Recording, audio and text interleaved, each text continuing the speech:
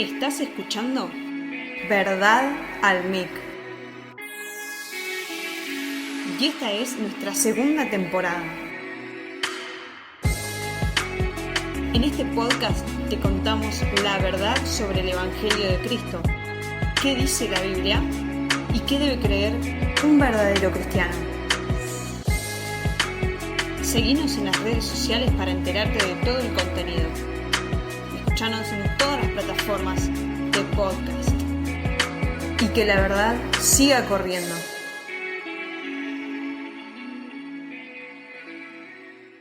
Hola, ¿qué tal a todos? Bienvenidos una vez más a Verdad al Mic en su segunda temporada, en la continuación de esta segunda temporada. Y estamos muy contentos realmente de poder continuar en este 2021 con este proyecto, con esto que el Señor ha puesto en nuestros corazones y permanece, gracias a Dios, porque así son las cosas que Dios hace. Cuando Dios las hace, permanecen en el tiempo. Y si bien tuvimos este receso un poco involuntario, acá estamos una vez más y le damos muchas gracias a Dios por eso. No queríamos empezar con este tema sin antes pedirle disculpas a toda la audiencia porque habíamos dicho en el último episodio publicado que la idea era continuar con las doctrinas de la gracia y que un hermano nuestro pueda estar enseñándola junto con nosotros, pero no se ha podido, realmente no hemos hallado los tiempos por una cosa o por otra, entre otras cosas, el nacimiento de mi primer hijo, la facultad, etcétera, etcétera. La verdad que fueron momentos y un fin de año movido, así que no pudimos continuar, pero eso no quita que nosotros no tengamos que pedir perdón por haber comprometido nuestra palabra y que muchos de ustedes quizás estén esperando esta continuación y llegue 2 meses después. Por ahí para los que escucharon el último episodio hace poquito, bueno, ya siguen en la carrera y eso es bueno, pero aquellos que quedaron esperando, creemos que no es bueno eso, así que queríamos pedirles disculpas antes que nada. Y por otro lado, bueno, eh, esto demuestra que nosotros podemos tener planes y deseos, y aunque sean en sí mismos buenos, como es el hecho de llevar la palabra de Dios, es Dios el que determina los tiempos, es Dios el que determina las formas, y nosotros debemos someternos a eso, y Dios así lo ha querido, así que esto demuestra una vez más que Dios es el soberano, que Dios es el que lleva adelante toda la historia de nuestra vida. Él determina cómo, cuándo, dónde y por qué van a ser las cosas. Y así lo hemos visto. Así que los animamos siempre a seguir confiando en la gracia de Dios. Y mientras Dios permita y quiera, en sus tiempos, nosotros vamos a continuar con esta segunda temporada para después, bueno, estar preparando Dios mediante, Dios quiera, la tercera temporada, que te animamos a que te quedes porque va a ser algo muy bueno, muy práctico para nuestra vida, lo que tenemos que preparar todavía, pero que ya tenemos la idea en el horno, por decirlo así. Así que quédate con nosotros para también lo que va a ser la tercera temporada, Dios mediante. Muy bien. Lo que vamos a presentar entonces en esta continuación de temporada son las doctrinas de la gracia, que ustedes ya pudieron leer algo de esto en las redes. Y la idea es, bueno, a partir del manual de teología del señor Roger Smelling, llamado Sí Jesús, que él lo da como una introducción a las doctrinas de la gracia. Si ustedes tienen la oportunidad de descargarlo en su teléfono y leerlo, van a poder ver que es mucho más que una introducción. Y si esa es la introducción, imagínense todo lo que hay que decir. Así que vamos a ver cómo podemos tocar las partes claves de este tema y cómo lo aborda el señor Smolin aquí en el Sí Jesús. Deberíamos comenzar por soberanía, entonces siguiendo este acróstico de Sí Jesús, empezar por la S de soberanía divina, pero quisimos dejar ese tema para el final, porque sobre ese tema está la base de todo lo que queremos decir con las doctrinas de la gracia. Entonces queríamos dejarlo para el final, para que cuando lleguemos a ese episodio, veamos por qué Dios puede y hace lo que hace. Básicamente porque Él es soberano, pero vamos a ver qué significa que Él sea soberano y por qué Él es soberano. Así que lo vamos a dejar para el final. E inclusive este tema de incapacidad total humana, los que han escuchado el último episodio, va muy de la mano, porque decíamos con Solo a Dios la gloria, que Dios merece la gloria por la salvación, dado que Él es el autor de la salvación, Él es el que la inició, Él es el que la sostiene y que la va a culminar. hasta el último día. Él lo hizo todo. Nosotros somos totalmente pasivos en el acto de que Dios nos elija, nos quiera salvar y nos dé a Jesucristo y nos lleve a la gloria eterna. Y eso lo vamos a ver hoy con este tema, una incapacidad total humana o depravación total, como también se conoce. Vamos a ver qué significa esto. Y vamos a ver a partir de la Escritura por qué entonces Dios merece toda la gloria y por qué el hombre es, y no queda otra que sea totalmente pasivo en este tema, que es que Dios nos elija para salvación. Entonces, vamos a leer mucha Biblia hoy, tenemos muchos pasajes que leer, esperemos que el tiempo no nos corra a nosotros, pero trataremos de ser dinámicos para que también ustedes no se aburran o no haya pesadez en el oído, que también lamentablemente en esta era de distracciones y tecnología es muy fácil para nosotros, más para los jóvenes, distraernos rápido y creer que las cosas están resumidas en 3 o 4 minutos. Bueno, con estos temas no se puede realmente, pero que el Espíritu de Dios nos dé su gracia, nos fortalezca para oír las Escrituras, para oír lo que Dios tiene para decirnos. Si logramos que cuando vos pongas pausa y termines de escucharnos, logramos que vos digas, Señor, gracias, gracias, gracias. La tarea está cumplida. Y vamos a ver lo que Dios tiene para decirnos acerca de la incapacidad total humana o depravación total. Bien, entonces, incapacidad total humana. Vamos a definir qué estamos diciendo con esto, porque es una palabra que suena fuerte. Lo que estamos diciendo es que todo el ser nuestro, todo el ser del hombre, está bajo pecado y está enseñoreado por el pecado. Desde el momento en que Adán escucha la voz de su mujer, que había escuchado la voz de la serpiente, la voz de Satanás, y obedece a esa voz, en ese mismo momento todo el ser del hombre ha caído bajo el poder de Satanás. Está dominado por Satanás y por el pecado. Por lo tanto, es incapaz por sí solo de buscar la salvación en Cristo, de volver a Dios por medio de la fe en Jesucristo. Así que es necesario que el hombre sea regenerado o nacido de nuevo para que eso ocurra. Y por supuesto esa obra es de Dios. El teólogo y maestro Sproul dijo, en la teología reformada, la regeneración antecede a la fe. Entonces, esto es lo que nosotros vamos a ver a lo largo de las Escrituras. El hombre pecó contra un Dios santo y desde ese momento, desde Génesis 3 hasta los Evangelios, nosotros lo que vamos a ver es que el hombre es una constante de caída en pecado, en fracaso, fracaso tras fracaso, pecado tras pecado. Entonces, eso es lo que Dios hizo, salió a buscar al hombre y lo hizo por gracia. Lo hizo porque tenía un plan en la eternidad, que era revelarnos su salvación, su perdón, en la persona de su Hijo Jesucristo. Entonces, como el hombre está bajo pecado, y Dios es santo, y como el hombre está bajo Satanás, bajo su poder y del pecado, y Dios es Dios eterno y está absolutamente enemistado con la simiente de Satanás, es imposible que el hombre diga, bueno, mañana voy a volver a Dios porque mañana va a ser el día. Mañana voy a volver a la fe cristiana porque ya me aburrí de vivir en el mundo, entonces ahora voy a volver a la fe cristiana. De ninguna manera un ser humano puede hacer eso. Seguramente algunos lo han pensado y hasta lo han logrado, pero vamos a ver por qué fue así, si es que lo han logrado. Vamos a ver por qué razón eso puede ser posible.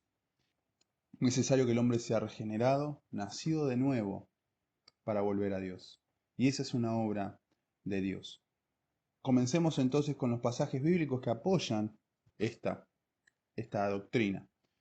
Uno de ellos es Efesios capítulo 2, versículos 1 al 3, y dice, y Él os dio vida a vosotros cuando estabais muertos en vuestros delitos y pecados, en los cuales anduvisteis en otro tiempo, siguiendo la corriente de este mundo, conforme al príncipe de la potestad del aire, el espíritu que ahora opera en los hijos de desobediencia, entre los cuales también todos nosotros vivimos en otro tiempo en los deseos de nuestra carne, haciendo la voluntad de la carne y de los pensamientos, y éramos por naturaleza hijos de ira, lo mismo que los demás. Esto es lo que le dice Pablo a los Efesios. Pablo nos lo dice a nosotros, que no somos judíos. Él nos dice, ustedes estaban muertos en delitos y pecados. ¿Puede un muerto escuchar? ¿Puede un muerto hablar? ¿Puede un muerto moverse? ¿Decidir dónde ir y cuándo? No. Y esa era nuestra condición antes de que Cristo nos salvara por medio de Jesucristo. No solo a nosotros, sino también a los judíos. El hombre es salvo por la fe en Jesucristo, sea judío o no judío. Y estábamos nosotros dominados bajo la corriente de este mundo, es decir, siguiendo una corriente, ¿sí? Como la que vemos hoy, y es conforme al príncipe de la potestad del aire, el espíritu que ahora opera en los hijos de desobediencia, Satanás. Esa era nuestra condición. De ahí Dios nos tenía que sacar. ¿Por qué? Porque nadie busca a Dios. Eso está claro en Romanos 3:11. Vamos a leer del 10 que dice, como está escrito, no hay justo ni aun uno. No hay quien entienda y no hay quien busca a Dios. Ni uno. Y eso nos involucra a todos. Vos no puedes decir, sí, yo busqué a Dios porque yo soy bueno, yo busqué a Dios porque me nació. Yo fui a la iglesia porque me nació y yo sentí que tenía que ir y fui, me nació y ahora estoy en Cristo. Si bien eso pudo haberte sucedido, lo cierto es que si eso te sucedió es porque Dios primero te regeneró, primero te hizo nacer de nuevo. La Biblia también enseña que el hombre está incapacitado totalmente porque tiene el entendimiento oscurecido. Y eso está en Efesios 4, versículo 18. Y dice así, teniendo el entendimiento entenebrecidos, ajenos de la vida de Dios, por la ignorancia que en ellos hay, por la dureza de su corazón. El hombre sin Dios, bajo pecado, tiene el entendimiento entenebrecido. Y es necesario que nosotros entendamos las cosas espirituales para entonces responder. Una persona que no entiende lo que se le habla, lo que se le pide, muy difícil pueda responder. Y es interesante entonces lo que nos dice 1 Corintios capítulo 2 versículo 14, allá vamos. Dice así, pero el hombre natural no percibe las cosas que son del Espíritu de Dios, porque para él son locura, y no las puede entender, porque se han de discernir espiritualmente. Un hombre que está espiritualmente muerto no puede discernir las cosas que son del Espíritu de Dios, porque el Espíritu de Dios trae vida, trae entendimiento de las cosas de Dios. Pero el hombre natural, el hombre en su estado natural, nació de una mujer, vive, se desarrolla, tiene un matrimonio, etcétera, etcétera, etcétera. Ese hombre, en su vivencia natural, no percibe las cosas que son del Espíritu de Dios, y por otro lado le son locura. La mente del hombre no se somete a Dios, ni tampoco puede. Eso es lo que dice Romanos 8:7 y lo vamos a leer. Y veamos esto, porque el hombre naturalmente responde a los impulsos de su carne, a lo que su humanidad le pide.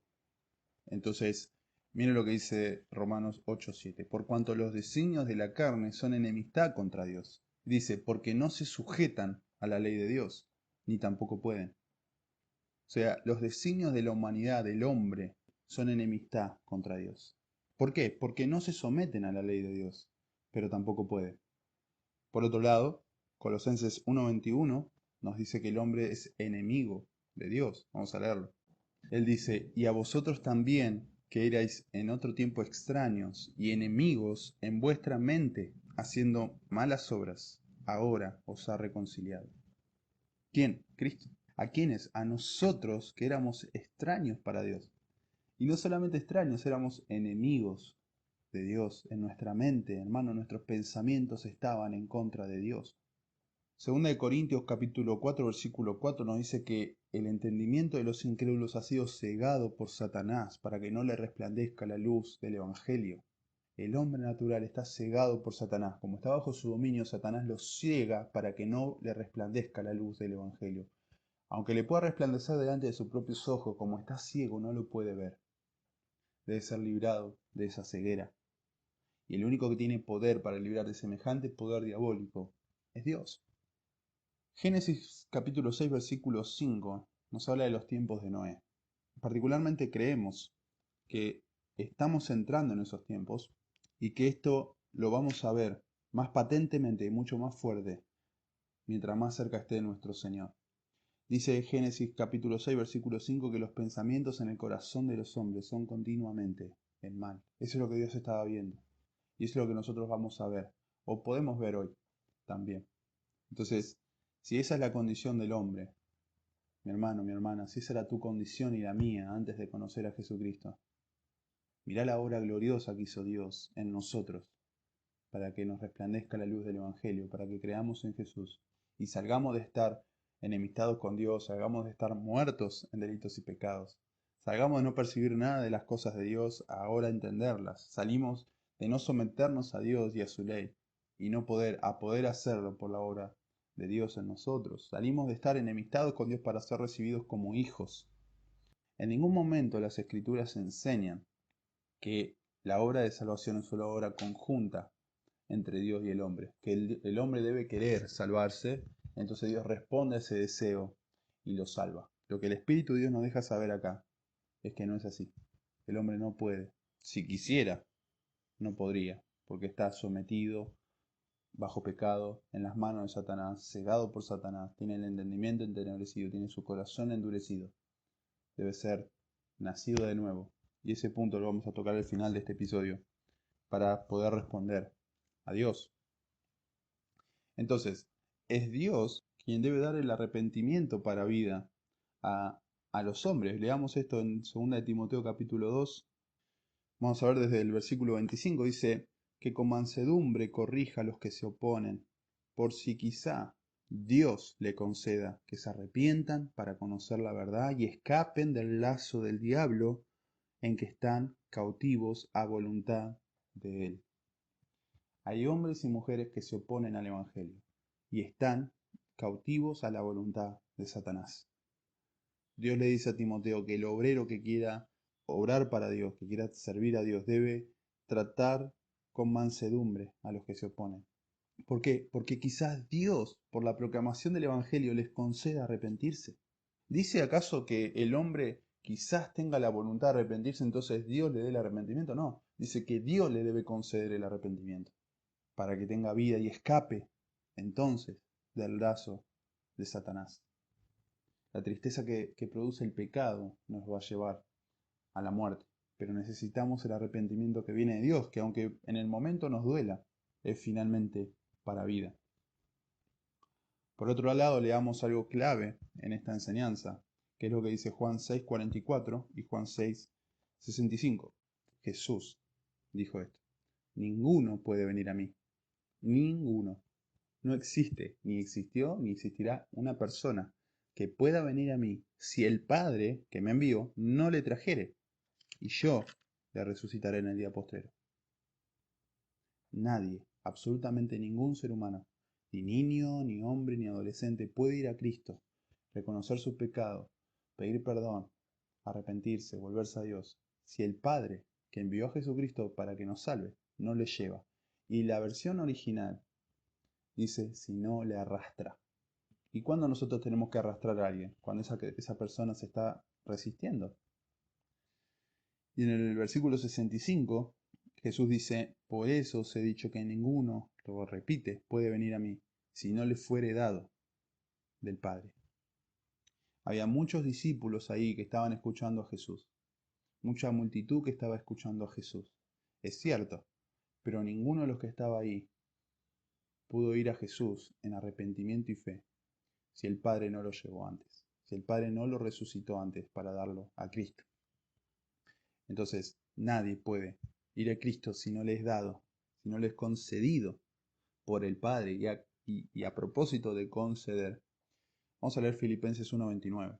El Espíritu de Dios nos dice, porque a vosotros os es concedido, a causa de Cristo, no solo que creáis en Él, sino que también padezcáis por Él. Nos es concedido creer en Cristo. A causa de la obra de Jesús, a causa de lo que Él nos proveyó, nos es concedido por el Padre creer en Jesús. Dios nos da la fe. Dios nos da la fe para creer en Jesús. La fe no nace intrínsecamente, la fe salvadora no nace intrínsecamente en el hombre. El hombre puede tener fe, el hombre puede tener fe en algo, en alguien, en que algo va a suceder. Tiene esa confianza, pero la fe que salva, la fe verdadera que nos lleva a creer en Jesucristo, es un don, es un regalo de Dios para nosotros. Y dado que el hombre no la busca, dado que el hombre no la quiere, porque eso es lo que leímos. Bueno, a Dios le place dar, porque Dios en su misericordia lo hace. Eso es lo que dice Efesios 2, versículos 8 y 9, ¿no es cierto? Porque por gracia sois salvos por medio de la fe, y esto no es de ustedes. Esto no se lo adjudiquen ustedes. Esto es un regalo de Dios, y no es por obras, para que nadie se jacte. Hermano, no hay obra que vos hayas hecho previamente para que Dios al verte diga, ah, mira qué lindo lo que está haciendo ese hombre, esa mujer, le voy a dar la fe para que crea. No, no es por eso, sino que Dios te regala la fe. Ahora bien, hay un punto clave en esto, y es entonces dónde queda el libre albedrío, o sea, dónde queda la libertad del hombre de elegir entre Dios o no, de elegir si creer en Cristo o no. ¿En qué punto está eso? ¿No es cierto? ¿Dónde queda la libertad del hombre? Entonces está, como todo tiempo nos han enseñado muchas veces, ¿no es cierto? Nosotros somos libres para escoger lo que querramos. Pero según las Escrituras, según lo que acabamos de leer, nosotros debemos concluir que entonces el hombre no tiene ningún tipo de libertad. Libre albedrío para escoger entre Dios o no, para elegir entre lo santo y lo profano, sino que siempre está inclinado al pecado, siempre está inclinado a pecar contra Dios, y eso le gusta, y eso le place.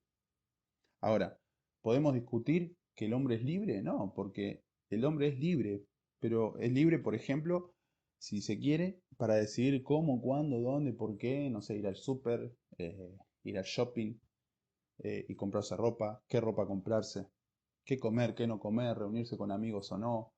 El hombre es libre para elegir eso y todos nosotros nos manejamos con esa libertad. Ahora, todo eso nosotros lo elegimos conforme a nuestras preferencias. Si a vos no te gusta el color verde, y difícilmente vos te den a elegir entre el verde y, no sé, el rojo, y vos pintes tu habitación de verde, porque no te gusta el verde. Entonces, conforme a sus deseos elige. ¿Y qué elige conforme a sus deseos? Pecar. ¿Por qué? Porque como ya acabamos de leer, el hombre está muerto en delitos y pecados, no busca a Dios, su entendimiento está entenebrecido, no percibe las cosas espirituales, su mente no se somete a Dios, es enemigo de Dios, está cegado por Satanás. Y esa es la condición. Entonces, todo lo que elija va a ser en virtud de eso que está experimentando, de eso que le pasa en la vida, que es estar sujeto al pecado. Y esto no quiere decir que el hombre no haga cosas buenas, ¿eh? No quiere decir nosotros, es más, está a la vista cuántas organizaciones de caridad hay, cuántas cosas buenas hacen los seres humanos por otros. Eso está muy bien, el hombre lo hace. Y bueno, es su moralidad quizás, haber sido criado de una forma, lo lleve a orar de tal manera, pero no lo hace para la gloria de Dios, ¿eh? No lo hace y dice, wow, con esto Dios me va a mirar. Y aunque algunos hablan de ganarse el cielo a partir de esas cosas, ni siquiera su mente está en realidad queriendo agradar a Dios. Lo único que quieren es algo que los beneficie a ellos. Sea que se ganen el cielo, por decirlo así, o que otros los miren con agrado, que otros los aplaudan. Pero no lo hace, honestamente, para la gloria de Dios. Así que el hombre está esclavo de su pecado y no puede elegir a Dios. R.C. Sproul dijo, el pecado no es simplemente tomar malas decisiones o cometer errores. El pecado es tener el deseo en nuestro corazón de hacer la voluntad del enemigo de Dios. Y si nosotros podemos ver a esta profundidad del pecado, mi hermano, mi hermana, debemos huir de toda forma de pecado. Nosotros que hemos sido libres del pecado, podemos hacerlo por el Espíritu de Dios. Y ahora vamos a entrar en una controversia, en una tensión que hay. Leemos, por ejemplo, en el capítulo 17 de Hechos, versículos 30 y 31, dice, pero Dios, habiendo pasado por alto los tiempos de esta ignorancia, ahora manda a todos los hombres, en todo lugar, que se arrepientan, por cuanto ha establecido un día en el cual juzgará al mundo con justicia por aquel varón a quien designó, dando fe a todos con haberle levantado de los muertos. Dios manda a todos los hombres, en todo lugar, que se arrepientan. Ahora, si el hombre está bajo pecado, si el hombre está enemistado con Dios, está bajo el yugo de Satanás. Ahora, si el hombre está incapacitado entonces para elegir a Dios y o arrepentirse, ¿cómo puede Dios mandar a arrepentirse a alguien? Es un buen argumento. ¿Cómo puede Dios mandar a alguien a hacer algo que no puede hacer? Está la tensión que hay entre responsabilidad e incapacidad. Y lo cierto es que Dios no puede mandar más que cosas buenas y santas, porque Dios es bueno y es santo. Entonces, si Dios manda a arrepentirse a alguien, es porque eso va a ser bueno y porque eso lo va a llevar a la santidad. Pero claro, el hombre no puede. Y entonces, bueno, lo cierto es que la incapacidad del hombre, como dice esta parte, es que eso no lo libera al hombre de su responsabilidad. Su incapacidad no lo libera de su responsabilidad de dar honor a Dios. Pero aquel que recibió los oídos para oír, cuando escucha que es un pecador y que está ofendiendo a Dios, y que la única forma que tiene de librarse del juicio de Dios que viene sobre su vida por su pecado es arrepentirse y creer en Jesucristo, que él hizo la obra perfecta para que él no vaya al infierno y sea salvo. Entonces ese hombre responde en fe. Ahora, otra respuesta es la siguiente. El hombre es responsable delante de Dios y debe arrepentirse, ¿sí? Y es responsable no por su incapacidad, obviamente, sino por lo que conoce, ¿sí? Vamos a ver Romanos 1:18. Porque la ira de Dios se revela desde el cielo contra toda impiedad e injusticia de los hombres que detienen con injusticia la verdad. Porque lo que de Dios se conoce les es manifiesto. Pues Dios se lo manifestó. Porque las cosas invisibles de Él, su eterno poder y deidad, se hacen claramente visibles desde la creación del mundo, siendo entendidas por medio de las cosas creadas, de modo que no tienen excusa. El 21 dice, pues habiendo conocido a Dios, no le glorificaron como a Dios, ni le dieron gracias, sino que se envanecieron en sus razonamientos, y su necio corazón fue entenebrecido. El hombre conoce de un creador, el hombre le ha sido impuesto en su mente y en su corazón la creación de Dios. Dios se ha revelado a los hombres por medio de la creación, su poder, su sabiduría. Pero el hombre dice, no, no hay creador. No hay creador. No existe el creador. Esto es obra del azar, esto es obra del caos. Esto es obra de la nada creó la nada. Eso piensan los hombres sin Dios. Pero conocen del creador y se niegan a conocer del creador. Ahora, hablamos del nuevo nacimiento. ¿Qué es esto del nuevo nacimiento? Y vamos a ver esto, para ir terminando, vamos a ver dos puntos de vista respecto de este tema. Punto de vista A. Un punto de vista dice que el pecador hace una decisión para creer en Cristo. Esto resulta en nacer de nuevo. El pecador produce fe en sí mismo por un acto de su libre albedrío. Dios responde a ese acto concediéndole la gracia y le hace nacer de nuevo. Así el pecador mismo inicia el proceso. Dios es pasivo esperando la iniciativa humana. La fe produce el nuevo nacimiento, de manera que el pecador contribuye a su salvación en forma de fe y obediencia. Este punto de vista es creído por la rama arminiana entre los evangélicos. El otro punto de vista dice que el pecador está muerto en pecado, incapaz de creer. Dios, pues, por un acto soberano suyo, hace nacer de nuevo a los que Él había escogido para la salvación antes de la creación del mundo. El pecador es totalmente pasivo en el acto de nacer de nuevo. Dios es el que lo inicia. Al nacer de nuevo, el pecador tiene una nueva naturaleza, percibe las cosas divinas y pone su fe en Cristo. Así, el nacer de nuevo produce la fe, no viceversa. La fe y la obediencia son el resultado del nuevo nacimiento y no la causa de ello. El pecador no contribuye en nada a su salvación y este punto de vista es creído por la rama reformada entre los evangélicos. Ahora, la pregunta que hace Smalling acá es, ¿cuál de estas dos posiciones es bíblica? Porque eso es lo que a nosotros nos importa. ¿Qué dice Dios? Y lo cierto es que a nosotros nos gusta la idea de ganarnos las cosas, nos gusta la idea de creernos buenas personas, de que nosotros podemos y que en virtud de lo que nosotros vayamos haciendo, bueno, Dios va a mirar y va a pesar en la balanza y finalmente el día del juicio nos va a salvar porque hicimos las cosas bien. Nos gusta la idea de ganarnos las cosas y de creernos moralmente neutrales y entonces en algún momento de nuestra vida vamos a elegir entre lo santo y lo profano y vamos a ir a lo santo porque somos libres de hacerlo. Nos gusta esa idea.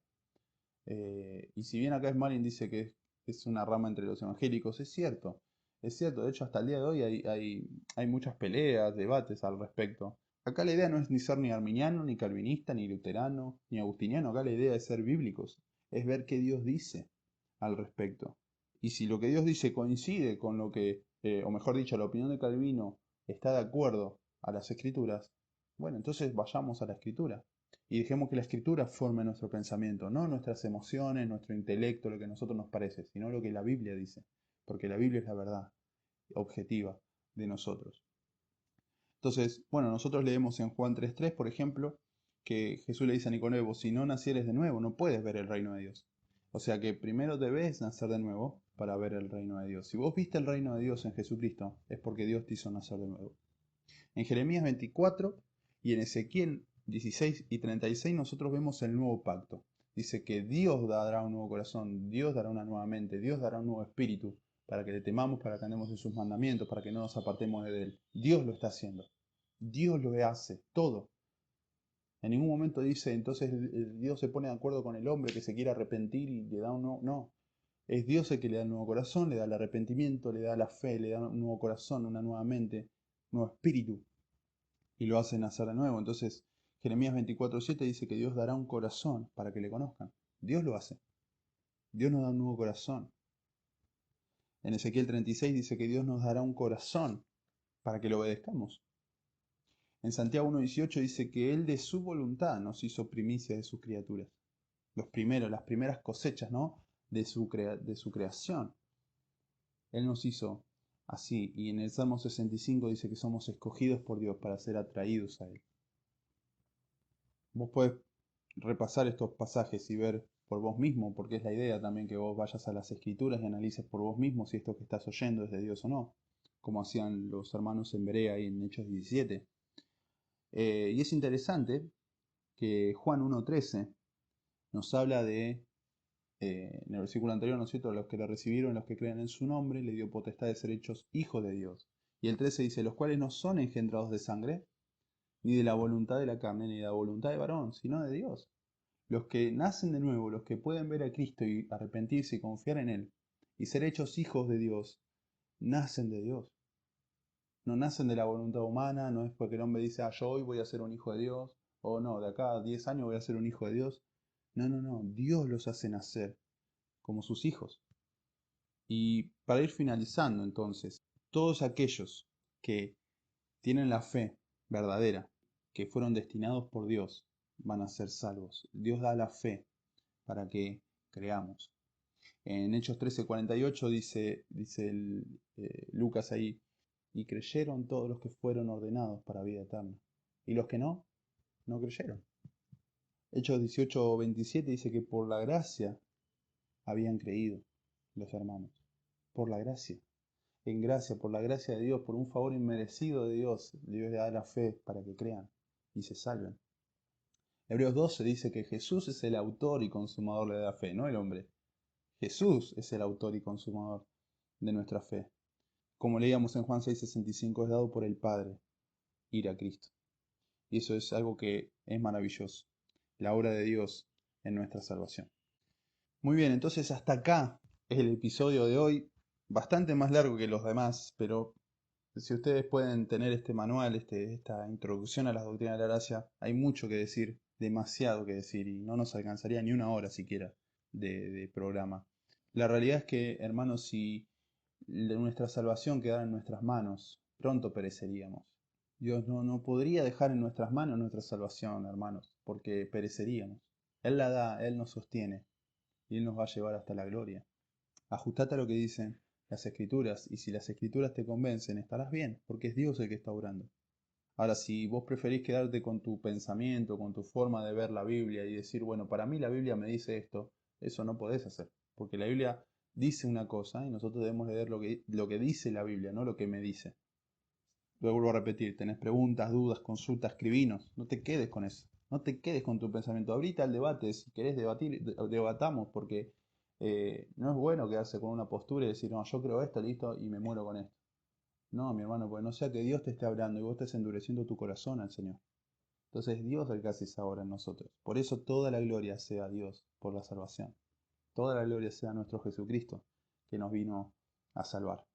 Hasta acá entonces el episodio de hoy. Te invitamos a que lo compartas, que lo compartas con quien vos quieras. Y te esperamos entonces la próxima semana para continuar con estas doctrinas de la gracia. Soy Brian Delfino y no te olvides de seguirnos si querés ahí en Instagram, en Facebook, en nuestro blog, para enterarte de todas las novedades, para ir leyéndonos, escuchar la primera temporada. Y si te perdiste la primera parte de la segunda temporada, también ahí tenés los enlaces. Hasta pronto. Esto fue Verdad al Mic. No te pierdas el próximo episodio de esta segunda temporada. Nos escuchamos en el próximo podcast.